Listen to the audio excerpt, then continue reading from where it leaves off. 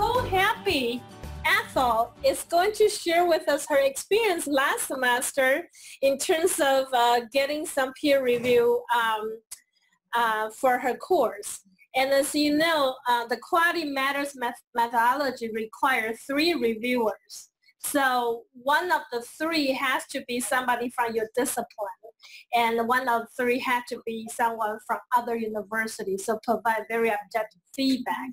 And we tend to get very good response from faculty who participate in this process. They do find the review is really helpful to get that different ideas. So Ethel is really exciting about to share about her experience and how that has transformed her teaching skill and everything. So let's give her a round of applause and welcome to her presentation. Well, how I teach now is not how I was teaching 6 months ago. In probably mid-January, I was a part of an email list from Dr. White, our dean, who chose 5 of us, Michael and Aaron being included there, who said, you're going to go take this course. And I'm thinking, okay, you know, I've been selected. I'm thinking this won't be hard because in College of Nursing and Health Professions, we've been teaching online forever and ever. Personally, I went through the MHA program and I took online classes, and then I had learned from the best, Dr. Valadares. I started working under him, and he taught me how to teach online. And of course, we'd all been teaching online forever. So I figured, you know, how hard can this be? I'll put in the time because I'm on the list, and that'll be that. And so in addition, we only offer online courses. In health services, we don't offer any live courses during the summer. So, you know, again, I've got this attitude, it's like I don't really have the time for this, but I can do it. And most likely, you could have, you know, probably said, well, let's see, I've lost my cursor here. Where's my little thingamajig? You might just go ahead and click on return. Oh, okay. Yeah. Most likely you could have said my middle name was Arrogance because it's like, you know, I've been teaching online forever. I don't need this. So when I first walked in down here the first day, you could have easily said that my middle name was Arrogant. I really came in probably with a chip on my shoulder and thinking that, you know, I don't need this. I'm going to put in put in the time. And then Megan has everybody go around the room and introduce themselves. And there were people in the room who said, well, I've never taught an online class. Well, you can imagine what's going on with me. I mean, I am like putting on the shirt by this time, thinking, you know, they've never even taught an online class, and I've been teaching online forever. I can do this, you know. And so after the first meeting, probably, I walked out thinking, yeah, no sweat. I can do this. And the one thing, of course, that we were learning was that we were going to either design or redesign an online course. So again, since I was still wearing the Arrogant shirt, I went back to my office thinking, oh, well, I wonder which one I'll piddle around with a little bit, and that'll be that. And so we came back the second time, and we were introduced to the idea of the Quality Matters program, and things began to get just, you know, a little bit more difficult.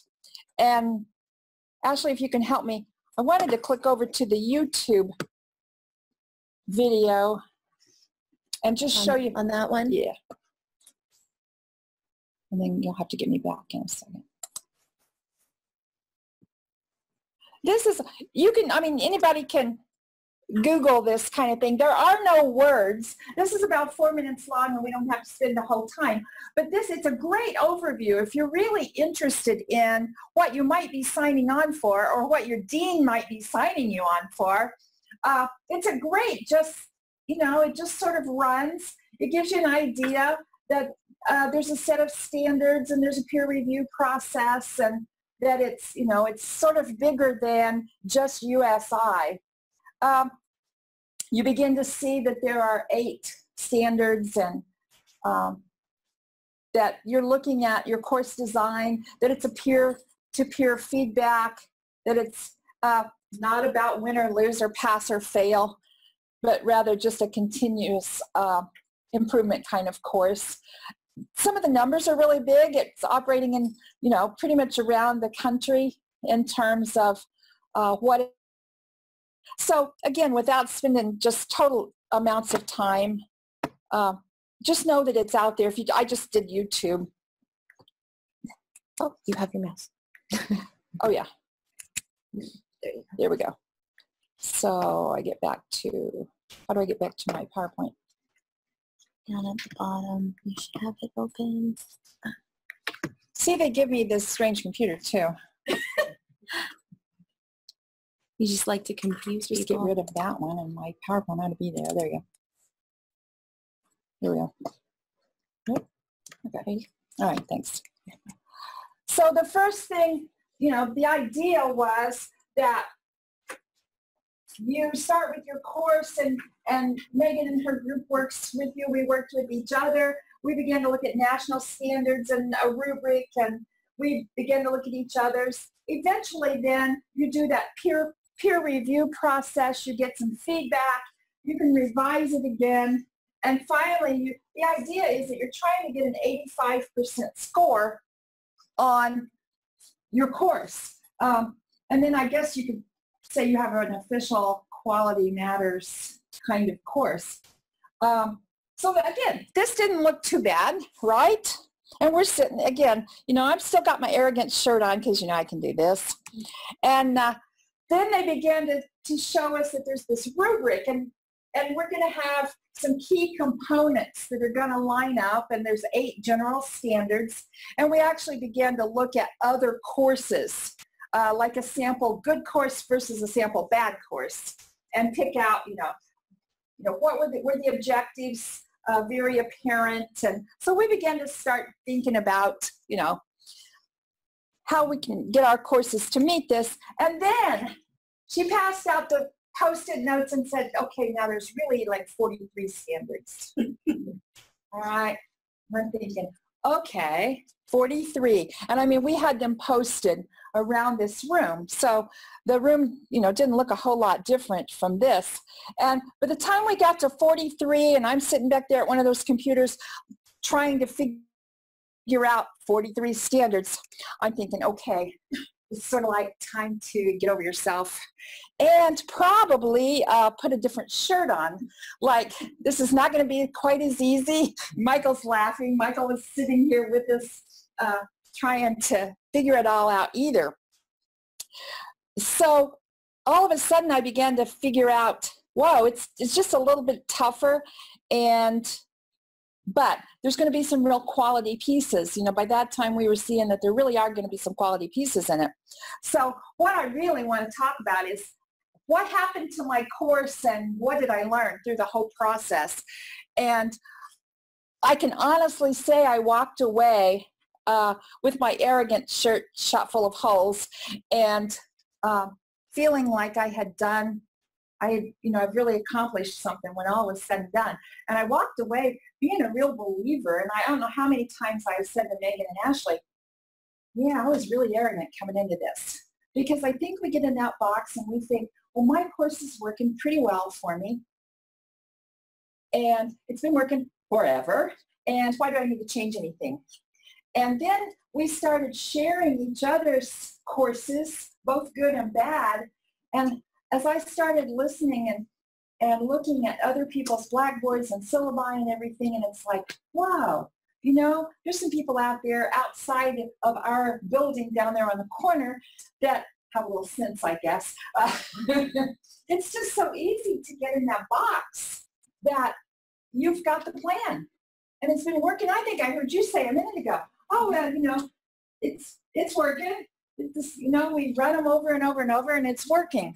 So I really want to talk about, I want to show you what I did and how I came out in the end. I had the advantage of being able to design the course over the spring semester and teach it first summer and second summer. So I actually had the opportunity in between the 2 summer sessions to tweak it just a little bit. the first thing that happened to me, I think I would say that I always felt like my courses were sort of vertical, meaning got week 1, week 2, week 3, week 4, and most of the time I was doing pretty well if I could stay ahead of them a couple of weeks. And I think we've all been there. You know, it's like, got to get this posted, got to get this posted. And all of a sudden, Megan and Ashley, who were my particular designers, and there were other people, are having me set up this course that everything is going to be out there at once from the beginning. Well, and the first thing I think is, I can't do this. I can't get an entire course ready before the course ever starts. I mean, that, for me, that was a change of thought process. It really was. And not that I'm totally designing a course as I go, but you know, you post the current events kinds of things. And all of a sudden she said, oh, we're going to lay it all out here first. And I'm thinking, But now, Ashley, if you can help me get to the blackboard. And while Ashley was trying to help, I want to mention that because Ethel is teaching a 4-week class, a writing intensive. And the reason why she went through this process because she has been teaching this class in a 16-week length. And then with all these writing components in there, and suddenly we had to crank it into 4 weeks. So we thought it would be a better idea to kind of lay out everything at once because, you know, people may want to go faster if they can. Yeah, normally it's always been a synthesis course, and then as the core changed, it became the writing embedded. So it's current concepts in healthcare. And all of a sudden then for summer, I had to get that writing piece in there in that 4 weeks and 4 days or whatever it is they really call a 5-week class. So that's sort of where we started. And when this is actually the second summer session, because we did tweak it a little bit, and it was all laid out from the beginning. As you can see, Megan had me do things like announcements, start here, the weekly activities, where they submit their assignments, some of the basics. But again, I had always worked with that linear thing of week 1, week 2, week 3. We turned everything into modules then. So instead of week 1, I had a module on a particular topic. So first summer session, you can actually touch the screen and navigate. So wow. Oh gosh. Okay. How do I just slide this down a little bit? Just like this one. This is way too cool. And then I actually have to grab the pen to slide it down. Oh, okay. That's okay. So you got the idea. What I said to the students was, you can now pick and choose. If you don't want to do module 1 first, you don't have to. If something's going on or a particular topic interests you, and we actually loaded in there about 6 topics, and they had to deal with 4 of them. So they actually got some choices as well as getting that weekly kind of a thing. They can, the links, just show you. This was all new to me in terms of that everything was linked. And I don't think I could do this again because Megan and Ashley would just go pow, pow, pow. My links were all there. But step 1, step 2, step 3. What I really liked was that everything was accessible multiple places. So they could get the syllabus, you know, by downloading it. They could get the syllabus through the announcements. They could get the syllabus. They could just access all of that. And things that were in my syllabus now had links. Let's see. So we linked everything. So this, even though it still said week 1, you can explore the Blackboard site. You can listen. Nope. I wonder why I'm not getting any activity there. Yeah. In other words, there's the first synthesis assignment, and they could also access that up here through the Welcome Start Here piece. I learned how to use VoiceThread. I was not familiar really with VoiceThread, and knowing it was available, but I think, again, my arrogance took over. We generally in the College of Nursing will sit down at the beginning of the year, and our tech guys will say, no, we've got this and this and this for you to use, and everybody jumps on board and we all use it. And so all of a sudden I was finding a couple of things that was much easier to use, that they were saying, oh, well, we have VoiceThread available, and you know how easy it is to use it and how easy it is to link it in there. So I did a little VoiceThread for each one. I didn't do a whole lot. I just gave them the one slide for the topic each time, and then I talked them through it. And then the videos, and this was all then under the topic. You can see that how much stuff.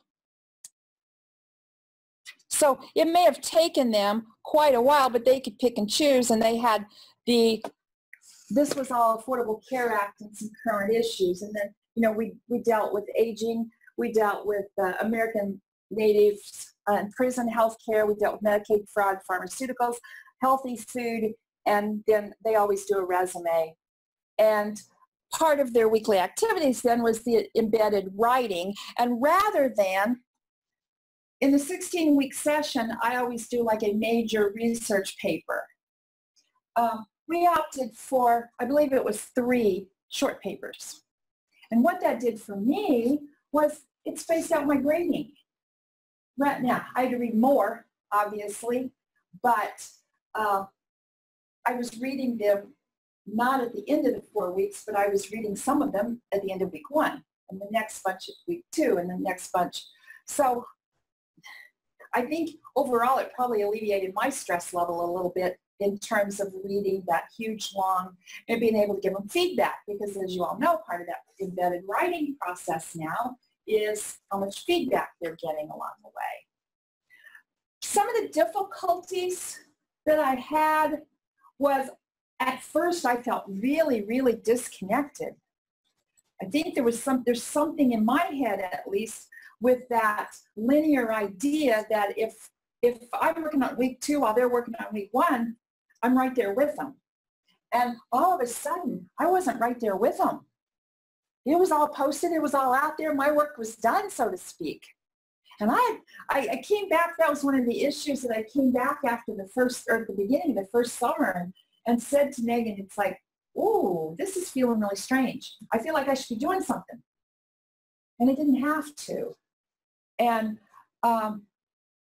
probably for me, that was one of the biggest pieces, that it was just, my work was done. I had done all the work up front, and there it is. It's all laid out for them, how they choose to do it. I don't care if they do this week 1 and this one on week 3. They know what's laid out for them. So at first I felt a little disconnected, which I didn't like that feeling at all. And then I wound up, by the second session, I wound up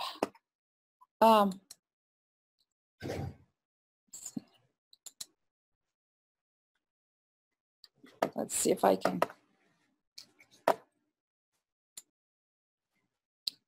You can see that I wound up really sort of talking to them through the announcements, which made me feel better in terms of, you know, telling them, you know, I just graded your papers, and, you know, this is, you know, look at some of the issues.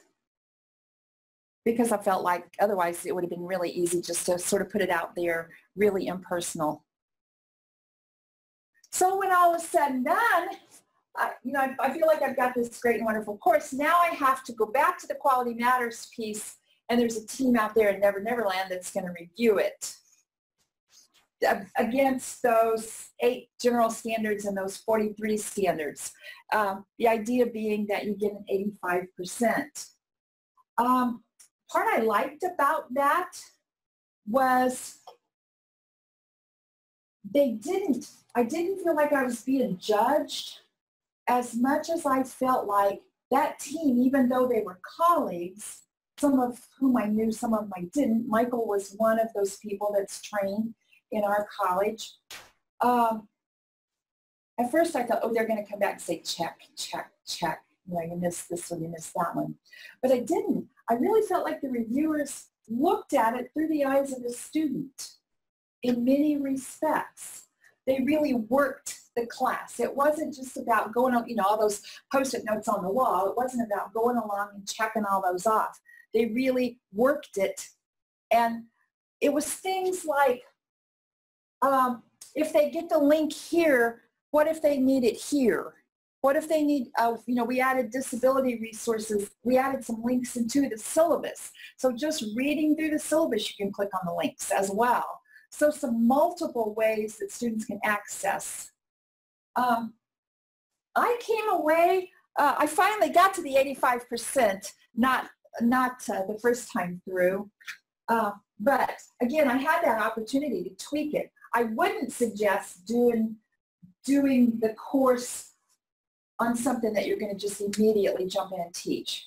I would have liked to have had a little bit of time to have done it in spring, not finished it until the very last minute, and then be ready to go in summer. I would have felt better, I think, to have not been quite so pushed. Other than I had the advantage of doing it again second session, so I got to tweak it. But I did feel a little pushed, I think, in terms of that. Along the way, as part of the whole redesign piece, it was suggested that we actually go to a Quality Matters seminar.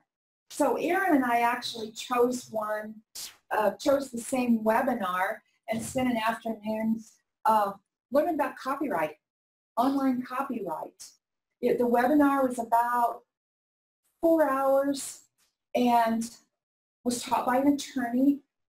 It was fabulous. I mean, I think that the two of us would agree that, wow, you know, stuff that nobody ever taught me. And the Quality Matters site that's out there that we have access to, awesome. I mean, I wish that there was no limit on time in terms of, oh, I would have taken this one and this one and this one and this one. They're out there.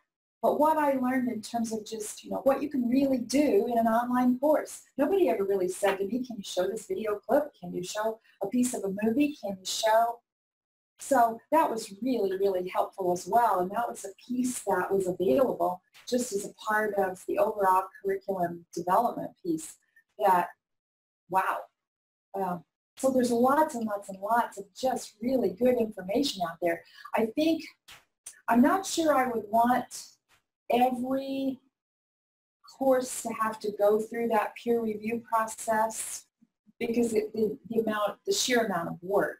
And I believe some cost to that so that if Michael's just killed me.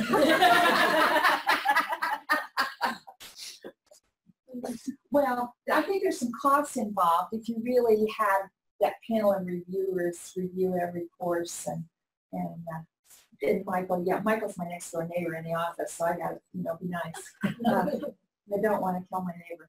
But there was some real advantage in to coming back to those 8 general standards and saying, wow, I can really say to you now that these are the objectives on my syllabus and that they're getting them. They really are. Otherwise, I think, in fact, that we redid some of my objectives the second time around. Otherwise, I think, you know, you post those objectives and that's the blah, blah, blah stuff that's at the top of your syllabus because it has to be. And, you know, and my objectives have been there forever. I inherited the class when I came, so I never changed the objectives. You know, there they were. But to really walk away and say, when they get finished with that module, they can really truly say that they met that objective. So I think some of those kind of pieces were really, really helpful in terms of, you know, do I think I need an 85% on every class? No. But do I think it was good to go through the process? Absolutely. And I would recommend it just because of the thought process, the changes in the thought process. So we get to the end of the spring semester, and I've got my class up, so I can put my arrogance shirt back on.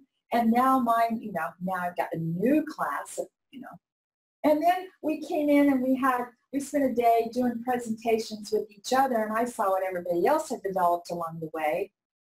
And my arrogant shirt came right back off because, wow, there's still so many options out there that even though I felt like I had the very best course designers there were, everybody else did too. And it was just interesting. I wound up that day asking a couple of other people from departments that I had never met, can I have a copy of your syllabus? Just because, again, it's that outside the box piece. Everybody else had developed a new course, and I thought I had the very best, very best deal in town now. And I'm still not sure that if I was to do it over, that if I wouldn't make a few changes, or on the next course I would make some more changes. And then there was the guy, I don't remember his name, that was like everybody's dream. He had the little whiteboard thing going, and he has all these cute little videos, and I'm thinking, oh wow, that's really to die for, except that he's in that department, not me. But there's just, yeah, I don't know I don't remember who that was, but he's got the little videos of himself, and it just looked like it was so professional. But the options are there, and to have that third-party review. Anyway, I walked away from the whole thing thinking, wow, it really was worth my time when all was said and done. And I'm not sure that I could do some of all the linking because I'm not a real technology person, but I don't know how many times I've called Ashley and said, can you tell me how to do that again? And, Erin and I between us have learned some things, but the options are there, just to know they're there, just to know what's available. And the idea that one thing that I think really astounded me along the way is like all the disability stuff and some of the counseling center stuff that's available. I had no clue that USI has websites out there that could be linked right in instead of copying and pasting this paragraph. It was the counseling stuff. There was a whole plagiarism piece that I had always sort of just written on my own. And it's like, there's a whole, click the link and there you are. So just to be able to put some of those pieces in, wow, I feel like my syllabus was really jazzed up along the way in terms of just tech-friendly for the students. Thoughts, questions, You teach this class face-to-face. I teach, yeah, that was interesting actually. I do teach this class face-to-face during the 16-week, the long semesters, both spring and fall, and then I teach it online, which was another little bit of how do I get all of those pieces that we discuss and making them, making the modules and giving them all those pieces. I don't expect that they can, in 4 weeks, that they can look at all of those pieces that you saw in one of those modules. They just really have to pick and choose what interests them. Did this change how you do your face-to-face and your long online? Yeah, it actually has. I'm, of course, teaching that class right now, and we're getting ready to start the research paper. They're going to do the 4 short current topics papers, and then they're going to do the big research paper, but I'm getting smarter. I did learn some smarts coming out of here. They're going to do some peer review, rough draft. I actually made the table cards for the class, and I was smart enough before school started so that there's like 2 pinks and 2 blues and 2 greens, and so that's going to be their peer review partner when we get there.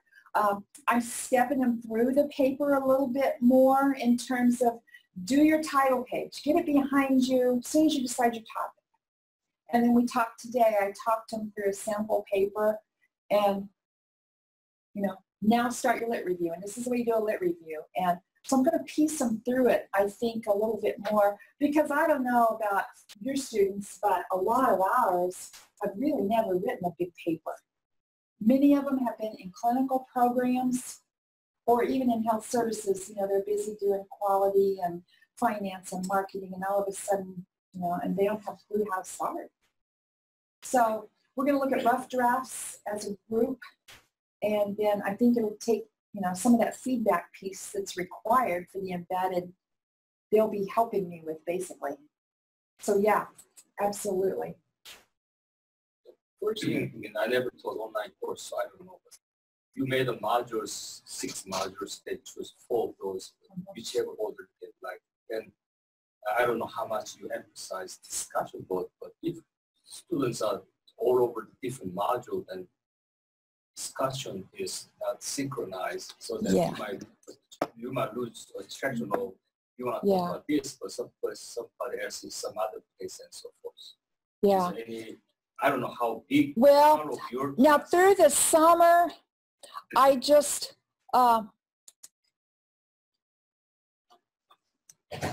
did a public forum, and then I did a discussion on each of those modules, and again, they had to participate in 4 of them. I know that. What I'm saying is that, when you made a discussion board, then whoever doing that module can jump on it, but then you lose attraction because not everybody is the same module. Right. Yeah, you're exactly right. And so, some people were doing this one, some people, and I got myself in a little bind with the dates. Oh, okay. How do you say this date, this one's due, when maybe somebody's not going to choose this until week 3? And if I was going to make any more tweaking to it, you're exactly right. Somehow I need to figure out a little bit how to get some lights in there. Okay. Yeah. Go ahead. My class discussion is very limited. It's like math. I mean, what we don't do discussion, just hand-on problem solving session rather than discussion. But other courses. And I think that's one of the reasons that I felt disconnected, especially that first time around, because I'm used to having that week 1 discussion board, and this is what we're going to talk about this week. And I can jump in and reply to those. And that piece, so that piece is still a little screwy, and before this next summer, I need to sort of figure out what to do with that. If I add to this from an instructional design perspective, in the very beginning, I think we were really kind of stressful about how do we really shrink the 16 weeks writing intensive course into 4 weeks and still make sure they learn sufficient content and they can, complete all the learning objectives.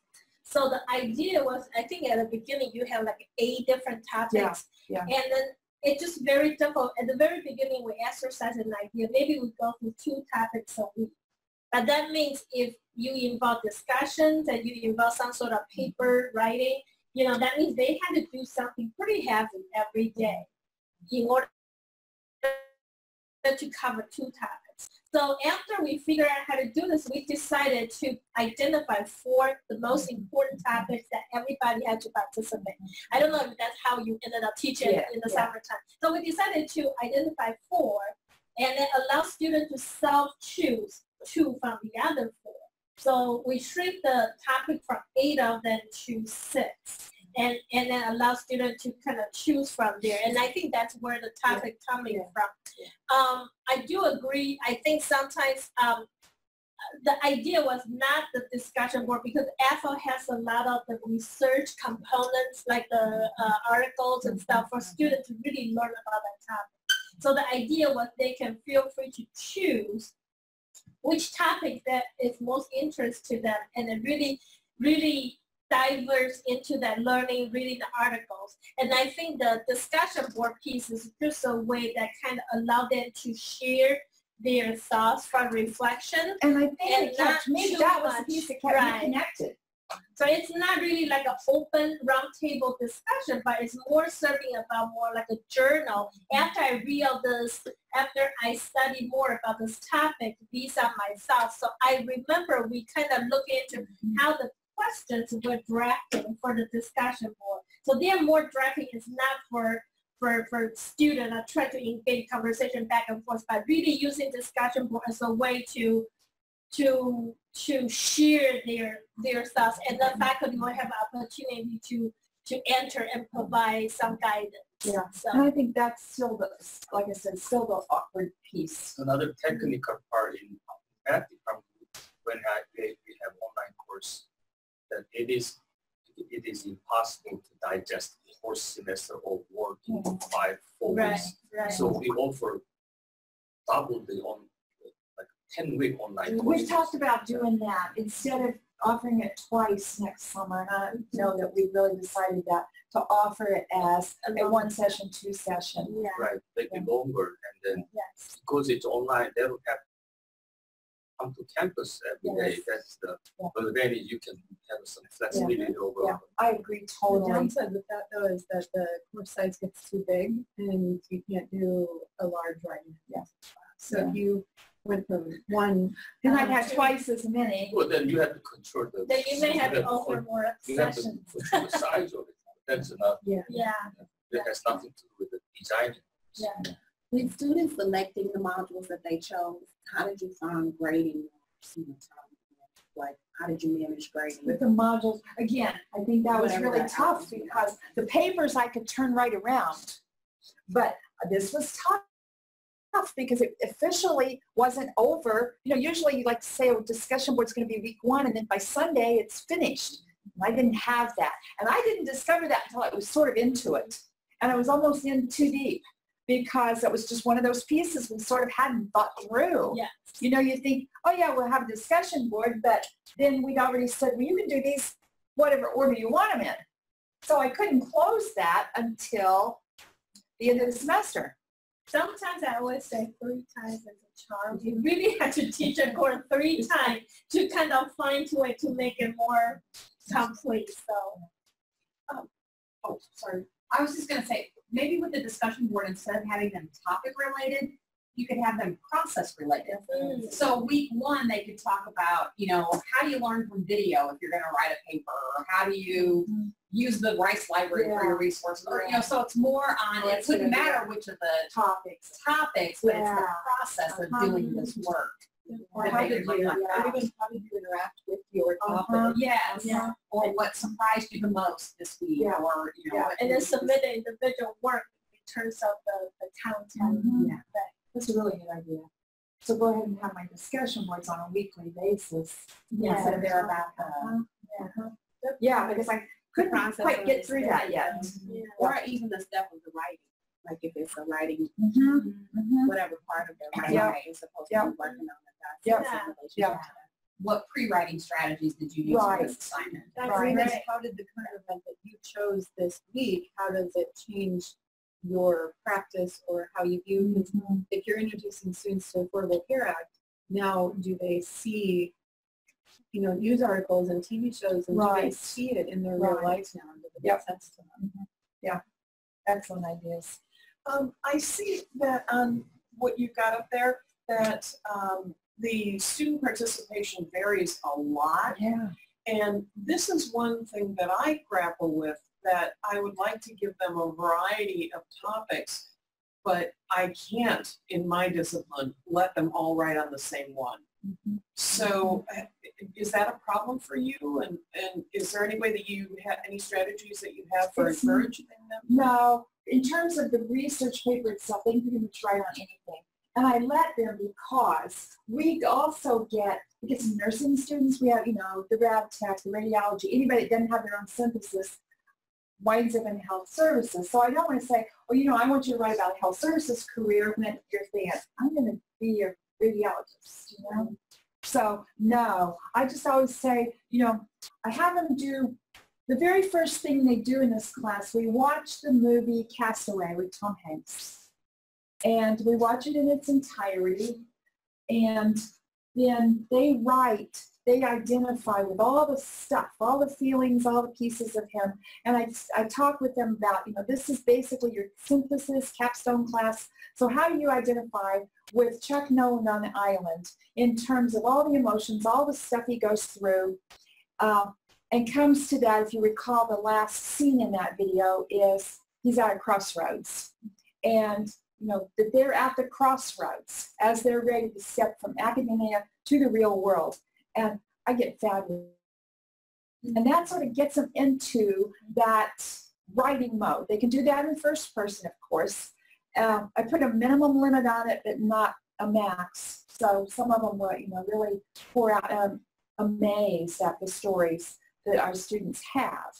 Then I move them sort of into that next piece of third person kind of and begin writing. But no, they choose their own topic based on something they're interested in. Maybe they've had when they're telling their own story, they realize that, my grandma had this disease and I'd like to know more about it, or something happened in their life. So no, they just really, topics open.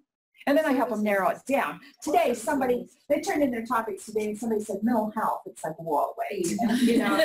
Google that one and you're going to get 950,000 responses. So what piece? Do you want to look at a medication? Do you want to look at a treatment? Do you want to look at inpatient, outpatient? Do you want to look at a particular disease? And so I began to help them narrow it down. A lot of very different students in health services. Yeah. So, we've got the long-term care people, the health administration people, public health, wellness, and nutrition. And so just the mix of students is enough that you don't get to. I mean, I do a research project in the summer too, and I let them choose their own topics. And I think I probably 40 students, 1 or 2 choose the same large topic like obesity or something like that. Then they took 2 different views on it. So there's just a lot of variety. This semester I have a psychology student, so he really comes from a whole different mindset too. I've had art students before, and we, again, arrogance, we go around thinking, everybody knows about the health insurance industry, and a couple semesters ago, here sat my 2 art students, and one guy is building a coffin. I just remember that so clearly. Who wants to build a coffin? And the other guy painted murals. And we would start to talk through some of the healthcare stuff, and all of a sudden, we're talking insurance, and this guy's looking at me like, I don't have a clue what you're talking about. And it really occurred to me that you got to be wider in this particular synthesis course. You got to be wider because we're getting some of those non-health services majors that are coming in just because they need that course. And we go around assuming, again, arrogantly, that everybody knows healthcare because that's what we live and breathe. And here sat 2 guys who didn't have a clue even hardly what the word insurance meant. And it turned out to be a really, really neat semester because we learned a lot about art. They learned that somebody's got to build those coffins, right? And I'm sure that they learned a lot about healthcare. So yeah, I think in health services especially, we sort of keep those topics wide open. I'm going to mention something. You talk about the quality matters, and I just started in June, but we went through about 6, a little bit more over the summer, and about every single one kind of started a little timid, like someone else I don't even know is going to look at my course that I just developed. I've never taught online before. I don't know what this looks like, but at the end of every single one of them, they all had great things to say. So even though it may be nerve-wracking at first to kind of just put your course out there, you just really understand it's really about collaborative because we really want to work with you to make this course successful for you. Well, and again, I think that's an arrogance piece for me. It's like nobody can tell me what to do, and then all of a sudden you get all these great ideas coming in. And it's like, oh yeah, I didn't have this in the bag like I thought I had forever.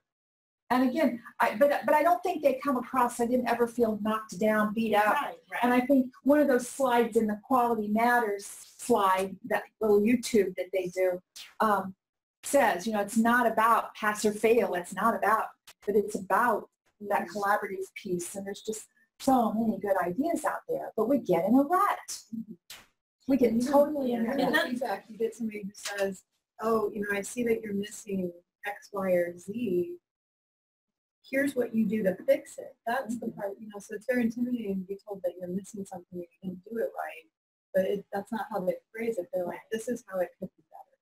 And based on the framework and standards of Quality Matters, you don't identify potential improvement opportunity without including a recommendation. Because it's pointless to say, well, you need to, this is missing, but oh, by the way, we're not going to tell you what to do to fix it. That's not helpful at all. Right. Another thing I also want to reinforce that Quality Matters is just a guide. So if certain things that doesn't make sense to you or the course, the nature of the course, or the feedback doesn't seem like quite making sense to you, we should really trust our own judgment, because you're the expert teaching and it quality matters, this one rubric that fits any discipline. But so sometimes there's going to be some things may not quite align. So we should use them more as a reference first versus like, oh my God, I have to have everything checked out, and that's really not the purpose of that. Another thing I want to kind of highlight what Ethel mentioned at the end of the final showcase, talking about peer collaboration. I thought that was always one of the most exciting events in the whole program that she participated in, that every faculty, after all the hard work, and they presented what they have done at the end. And that session is always very intimate, very cohesive, because everybody seems like, it's like a carnival, like a party that we present what we have, and everybody starts to throw in ideas to the presenter in a very informal way. And I just really want to mention that, because there's nothing more exciting than seeing faculty, get together, kind of doing this as a leisure activity, if I may say that. It worked out. It's not that stressful at all. It worked out after one of my sessions. It was literally lunchtime, and it's like, okay, Megan and I are wandering up the hill, and it's like, okay. We wound up sitting out, eating our lunch together, and I think we still have more ideas. Just the ideas just keep coming, and based on what everybody else had said in the room that day. Yes. And it was not anything at all that was intimidating. And I think for me, sitting out there under that little umbrella in the open area there, it occurred to me that we just don't get out either. You know, I'm over here in my building, and I come in my building, and I don't hardly get out of my desk some days. And then to go up and sit out there, and I mean, it was something like very vulnerable about sitting out there in the open even, that there are so many people on campus and so many ideas. And they just keep pouring in. I just have to say, I have, in liberal arts, there's a colleague who did one of these workshops. And I know that this person went into it with your attitude. And now that person can't say enough good about it. I'm so glad to hear that. Completely redesigned. Well, and I'm now in one. And I've been teaching full-time since 1989. And I'm already beating myself up for, how come I didn't think of this? I know. But I think we get in that route. We get that arrogant shirt on, and I know I had it on. I was a reviewer during the course, but then I also did some enhancements on one of my courses and put it through the review process as well. And so I found it to be beneficial, because there were some things that I thought, oh, I could really try this. I hadn't thought about doing it this way, hadn't done it that way before. And to be able to identify just some additional opportunities to make things even stronger than what they were. Well, and I just want to tell you that after I asked that question and you guys had that discussion, I figured out how to resolve the problem. So Wow. they get to do the one that they want, and then they have to also do one that they wouldn't ever think of doing. Oh. So see, I think we ought to have little groups out there, just picnic tables. Yes, we should do that. I know I don't know you, but I'm going to sit down here and we're going to talk about it. We should do that more informally. But I don't know if you all went to that lecture for the 50-year anniversary, Steve Johnson talking about innovation. And one of the things that he mentioned stuck in my head the whole time is that, the innovation happens in a diverse environment. So because everybody, no matter how professional you are, no matter how experienced you are, we always have some sort of blind spot because we're so into how we're doing. And only through that diversity, people from healthcare, from math, and then kind of look at the thing together in a very casual, formal way, like what I said, like a party kind of thing. And then using that relaxing dialogue, that sometimes innovation happens in that way. So I really appreciate that you all can come here and not just Ethel presenting what she has, experienced, but you also will be able to interact together. Well, I'm already going back and look at, yeah, that'll work. And and such a better right, like Tamara already brainstormed an idea in her head that solved the problem. So thank you very much.